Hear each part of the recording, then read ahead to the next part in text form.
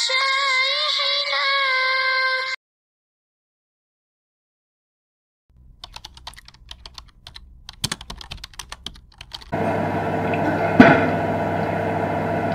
Hadirin yang dimuliakan, tanpa terasa telah datang bulan Rajab yang mulia, bahkan hampir meninggalkan kita. Bulan Rajab adalah termasuk bulan yang mulia, termasuk Ashhurul Hurum, bulan-bulan yang paling mulia setelah Ramadan dengan nas Al-Quran. Inna iddata syuhuri indallahi 12 syahran fi kitabillah minha arba'atun hurum fala tazlimu fihinna anfusakum. Dalam bulan Rajab ini Allah pesan khusus, jangan sampai kamu menzolimi diri kamu sendiri. Bagaimana maksudnya? Kata para ulama, Ashhurul Hurum termasuk bulan Rajab ini penuh barokah, pahala dilipat gandakan.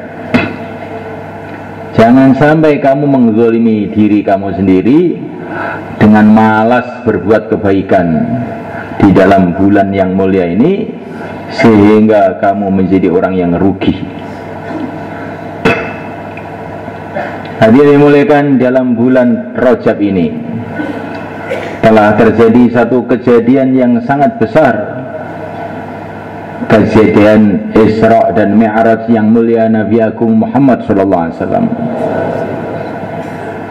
Kejadian-kejadian besar ini pantas kita peringati, kita renungi, kita ambil pelajarannya. Memperingati kejadian-kejadian besar adalah perintah Al-Quran. Wadzakirhum biayyamillah. Ingatkanlah umatmu, ingatkanlah umatmu mengenai hari-hari besar datangnya pertolongan Allah kepada umat-umat yang terdahulu. Memperingati kejadian-kejadian besar ini perintah Allah. Perkara yang penting harus kita renungi betul-betul. Isra dan Mi'raj ini adalah kemuliaan yang luar biasa yang telah Allah berikan kepada yang mulia Nabi kita, Nabi Agung Muhammad SAW, yang belum pernah diberikan kepada Nabi manapun sebelumnya.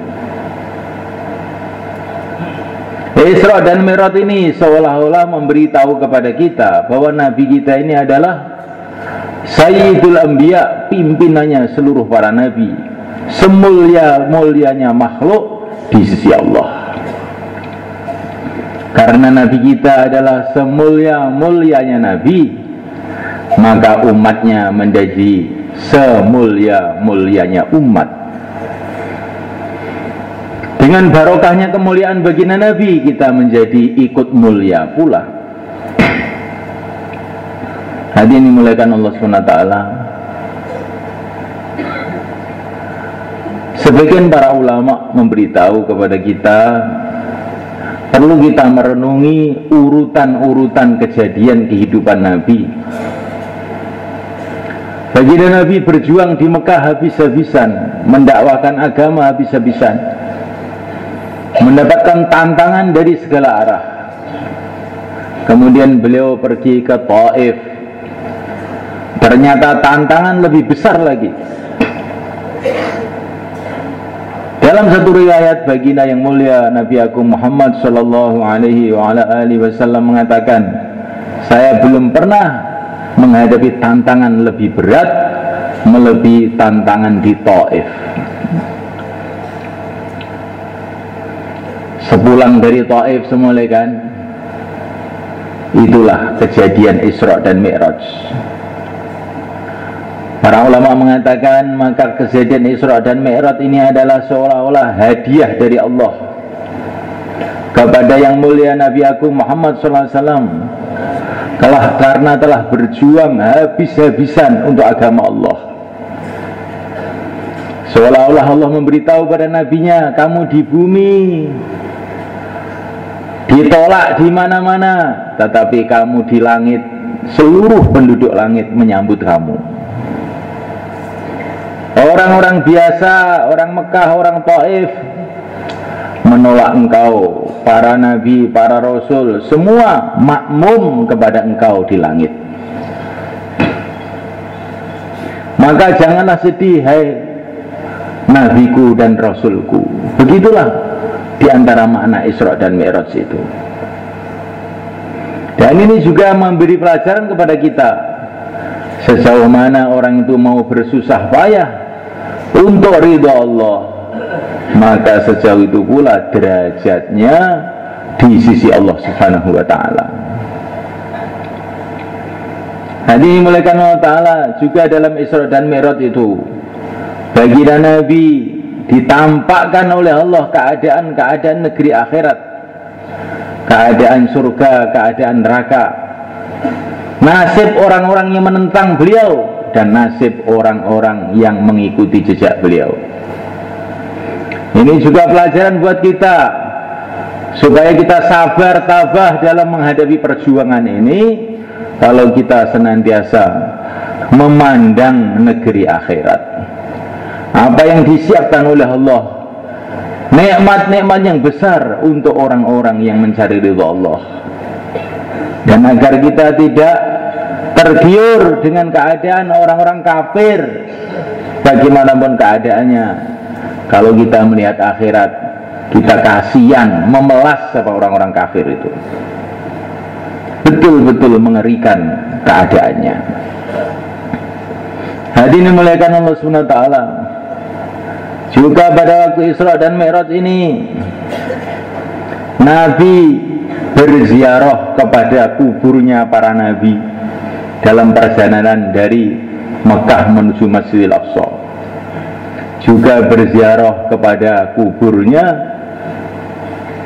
Sayyidah Asiyah, istri Fir'aun yang syahid karena membela agama. Ini juga pelajaran penting, kata para ulama, menunjukkan bahwa safar untuk ziarah kubur itu adalah disyariatkan dalam agama ini. Nabi Sayyidul Anbiya pun ziarah kubur dan safar jauh di Mesir sana. Jadi beliau mau ke Masjidil Aqsa itu bukan langsung safar menziarahi kubur-kubur yang diperintahkan oleh Allah. Ini sekaligus menghargai pengorbanan orang-orang yang telah korban untuk agama, sehingga walaupun sudah mati, Sayyidul Anbiya pun ziarah ke kuburnya. Ini melihatkan Allah SWT pelajaran-pelajaran banyak sekali. Ringkasnya semulaikan, kita mesti bersyukur kepada Allah SWT dijadikan menjadi umatnya yang mulia Nabi Agung Muhammad SAW, dengan mencintai beliau, senantiasa berselawat kepada beliau, mencintai sunnah-sunnah beliau, mencintai perjuangan beliau, dan mencintai umat beliau.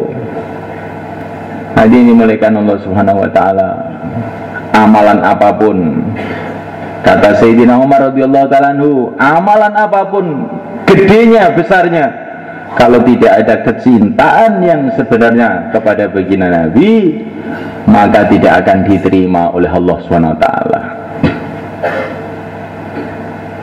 Tanamkan kecintaan pada baginda Nabi, tanamkan kecintaan kepada sunnah-sunnahnya, tanamkan kecintaan kepada umatnya, tanamkan kecintaan dengan apa saja yang berkaitan dengan baginda Nabi.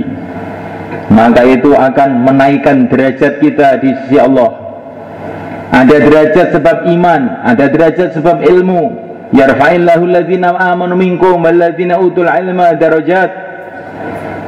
Ada derajat sebab amal, ada derajat sebab kecintaan.